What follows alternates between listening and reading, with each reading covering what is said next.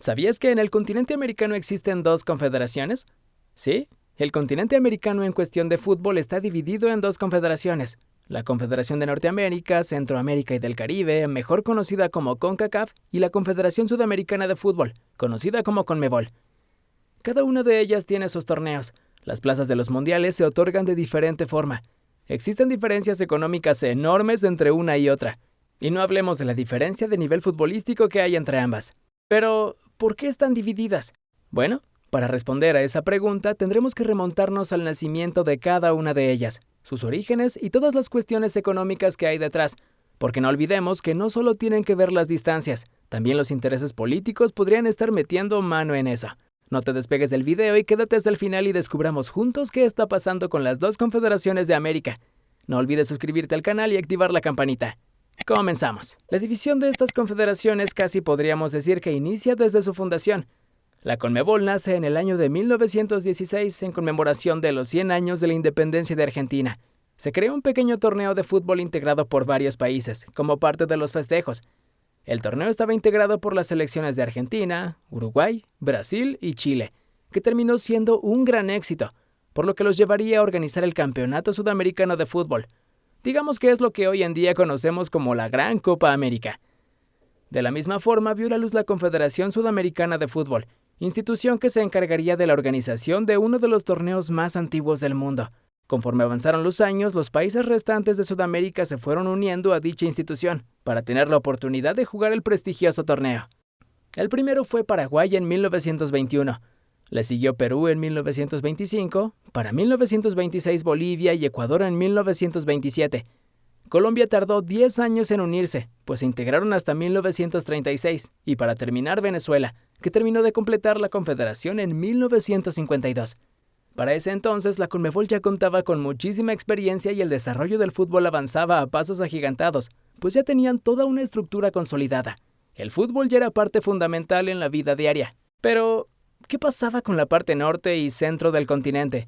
Pues realmente durante todos esos años no pasaba nada en la zona norte y centro como confederación. Aunque el fútbol ya era popular y en algunos países parte fundamental en el desarrollo del deporte, pero no lograba ser del todo favorito en varios países. Existían ligas y ya habían participado en algunos mundiales, principalmente la selección de México.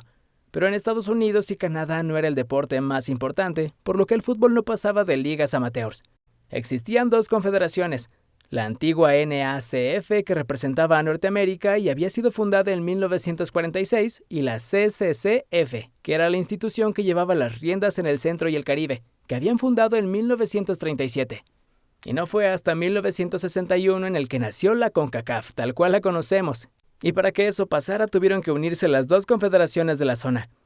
Como podemos ver, la división existe desde los inicios, pues cada zona del continente inició su propio camino en tiempos distintos, desarrollando competencias independientes. En muchas ocasiones se ha hablado de unir las dos confederaciones, pero existen muchos factores que no lo permiten, como: número 1, las distancias. Sabemos que actualmente la comunicación entre países se ha desarrollado bastante. Existen vuelos a todas partes del mundo y la conectividad no es problema. Se habla también de los tiempos de traslado, pero si pensáramos en un juego Canadá versus Argentina, la distancia en vuelo de Buenos Aires a Toronto es de 13 horas, misma distancia que es de Europa a América, el cual ya no representaría un problema. Número 2. Repartición económica. El dinero siempre es un problema muy grande y en esta parte del mundo no existe una excepción, pues ningún país estaría dispuesto a perder en cuanto al tema económico, pues la repartición del pastel en cuestión de ventas de derechos de televisión son parte fundamental en el crecimiento y desarrollo del fútbol. Número 3. Diferencias de nivel futbolístico. Es bien sabido que en Sudamérica existe talento puro y son la pieza clave para que el fútbol en Europa tuviera el desarrollo que podemos ver en la actualidad, ya que ellos funcionan como productores masivos de jugadores. Se dice que existen más de 1000 jugadores brasileños regados por todo el mundo y bueno, tampoco nos olvidemos que es la región que ha dado a los dos mejores jugadores de la historia, Pelé y Maradona.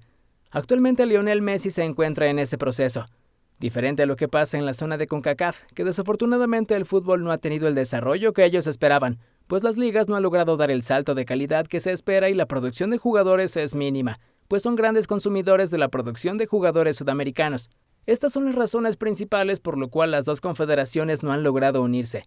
En alguna ocasión se intentó de algún modo con invitaciones ocasionales a participar en una Copa América o para jugar la Copa Libertadores, que es el torneo de clubes más importante en el continente, principalmente con equipos mexicanos y la misma selección azteca, pero no ha pasado de ahí. Para el Mundial de 2026 se dice que el mismo Infantino, en una reunión que se llevó a cabo en Miami, invitó a las dos confederaciones a unirse, pero no llegó a un buen puerto pues los dirigentes de CONCACAF se negaron rotundamente, asegurando que la diferencia de nivel futbolístico entre confederaciones todavía es muy alta. ¿Cuáles serían las ventajas si es que un día decidieran unirse? El nivel futbolístico de Sudamérica ayudaría al crecimiento profesional de CONCACAF. La creación de torneos internacionales en los que participarían los países que no han tenido la oportunidad de participar en un mundial. Se tendrían beneficios económicos, que bien repartidos pueden incrementar las ganancias para las confederaciones y ayudarían al desarrollo del fútbol en las zonas del Caribe. Difusión de los torneos y visoría de nuevos jugadores. Y las desventajas, pues como lo habíamos mencionado, la principal va por los intereses políticos y económicos que existen entre las confederaciones. Ninguna está dispuesta a renegociar las ganancias que se tienen. Se menciona la distancia que podría afectar el desempeño de los jugadores por los recorridos tan largos. ¿Qué piensas? ¿Crees que se debería hacer una sola confederación? ¿Cuál confederación saldría más beneficiada? Déjanos tus respuestas. Te leemos. Bueno, hasta ahora le hemos dado un pequeño vistazo a la organización que se tiene en el continente americano en cuanto a las instituciones que rigen el fútbol y nos ha quedado claro que existen muchísimos intereses que las rodean, por lo que ver algún día una sola confederación en América sería un sueño casi imposible. Ahora bien, sabemos que el Mundial de 2026 será organizado por los 3 países más poderosos del continente, Canadá, Estados Unidos y México. Pero tienen una pequeña desventaja, pues por ser sedes no pueden jugar eliminatorias ya que su lugar en la Copa del Mundo es automático. Así que cada una de las selecciones deberá buscar la forma de prepararse de la mejor manera. México ha sido el país que en los últimos 30 años ha tenido mayor contacto con la parte sur del continente, pues constantemente ha sido invitado a jugar sus torneos. Recordemos que en la Copa América el país azteca ha dado buenas muestras de gran capacidad competitiva, pues en 1993 en la Copa América de Ecuador disputó la final contra Argentina, repitiendo la misma actuación en 2001, jugando la final contra el anfitrión, Colombia. También a nivel de clubes, en varias ediciones los clubes mexicanos han tenido actuaciones memorables, como en 2001, cuando el Cruz Azul dio cátedra de fútbol en la mismísima Bombonera o las Chivas del Guadalajara golearon al Boca Juniors. Y el último, el Tigres, que con sus refuerzos europeos se instaló en una final de Libertadores. Pero quien de verdad se llevó las palmas del continente fue el Club Pachuca, pues con una actuación más que sobresaliente ganó la Copa Sudamericana, derrotando al poderoso Colo-Colo de Chile en su propia casa. Se podría decir que desde 2001 a 2010 México y Sudamérica habían hecho un buen pacto con la participación de clubes y la selección en los torneos sudamericanos, pero todo cambió cuando de manera sorpresiva la CONCACAF, confederación a la que pertenece México, no estaba nada contenta con esas participaciones, pues se dieron cuenta que en sus torneos locales los mexicanos empezaban a restarle importancia, pues para la Copa Oro mandaban selecciones menores y para CONCACAF, Liga de Campeones, los clubes enviaban a equipos B. Todo para darle prioridad a los torneos sudamericanos. Así que empezaron a organizar la Copa Oro, que es el torneo de selecciones más importante de CONCACAF, al mismo tiempo que se organizaba la Copa América, y ordenaron al equipo mexicano a jugar con sus estrellas el torneo local y la participación en Copa América sería solamente con la Sub-23, lo que provocó que las actuaciones en el torneo sudamericano se convirtieran en vergüenza. De igual modo, la CONCACAF de la mano con CONMEBOL orquestaron que los equipos de México y Estados Unidos no volverían a ser invitados a la Copa Libertadores para que los equipos no dividieran sus equipos y llevaran sus estrellas a todos los partidos a la CONCACAF Liga de Campeones. Todo pensado por la derrama económica que generan los clubes y la selección mexicana en Estados Unidos, pues actualmente México tiene una población considerable en el país de las barras y las estrellas. Mexicanos que se han decidido establecerse en el país vecino, pero que no olvidan sus raíces. Por eso es muy importante para la CONCACAF que México mantenga su interés en los torneos de su confederación. ¿Crees que puedan trabajar en conjunto? Pero, para sorpresa de todos, la situación ha dado un giro totalmente inesperado, ya que hace un par de días se acaba de anunciar que la Copa América del 2024 se llevará a cabo en tierras mundialistas. ¿Sí? El país de las barras y las estrellas se hará cargo de la organización de la justa sudamericana. Pero el cambio de sede no solamente es la Copa América, porque el trato también incluye eventos extendidos para los clubes del continente y para las selecciones nacionales femeniles, que en este caso se invierten los papeles, porque en fútbol femenil las potencias mundiales son los Estados Unidos y Canadá, lo que parece será muy interesante ver cómo desarrollan el fútbol para mujeres en Sudamérica. El acuerdo al que llegaron las dos confederaciones volvió a marcar un voto de confianza en cuanto al trabajo en conjunto.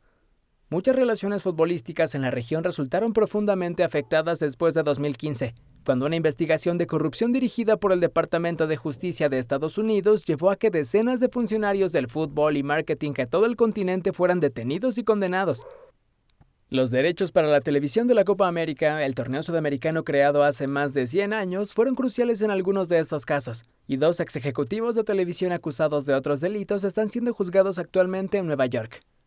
A pesar de esta situación, los países del fútbol sudamericano durante mucho tiempo han considerado a Estados Unidos, con su enorme grupo de expatriados, pero también con una enorme cantidad de capital, como un mercado deseable, pero querían hacerlo en sus términos. Ahora Sudamérica tendrá acceso a ambos, y Estados Unidos, México y Canadá, los tres coanfitriones de la Copa del Mundo de 2026, tendrán la oportunidad de participar en un torneo importante y competitivo 2 años antes de la cita mundialista. El éxito de la Copa América 2024 ayudará en gran medida a determinar si esta colaboración del fútbol regional se mantiene a largo plazo. Se puede leer en una nota publicada por el New York Times. Gracias a los dólares, el poderío y a la coorganización de México con Estados Unidos y Canadá en la organización del Mundial 2026 ha dado frutos. De algo tenía que servir pagarles a los güeros. Parece que por fin sale el sol para la selección mexicana, ya que después del fracaso monumental en Qatar 2022 está todo volviendo a la normalidad, que tampoco podemos dejar de lado que no se ha dicho que será de aquí para adelante la participación con CONMEBOL. Claro, porque algunos aseguran que fueron los sudamericanos quienes se acercaron al bloque del norte para negociar la repartición de dólares y su moneda fue el torneo sudamericano. ¿Quién no pagaría un boleto para ver al campeón del mundo jugando contra su selección? Digamos que la CONMEBOL sabe muy bien sacarle provecho a su producto. Hasta ahora no ha quedado claro cómo es que se definirán a los 3 países restantes para disputar la justa, porque sabemos que jugarán las 10 selecciones de CONMEBOL más las 3 selecciones organizadoras del Mundial, por lo que nos quedan 3 lugares. Se ha hablado que no sean invitados, sino que se ganen su lugar en la Nations League, pero hasta ahora no se han dado los detalles. Lo principal es que México tendrá la oportunidad de reorganizar su estructura y aprovechar al máximo este tipo de tratos con CONMEBOL, que pensando en lo que ha pasado, todo puede cambiar de un momento a otro. ¿A qué equipo del bloque del norte beneficia más este nuevo trato con Sudamérica? ¿Crees que los países de CONCACAF harán un buen papel en esta edición?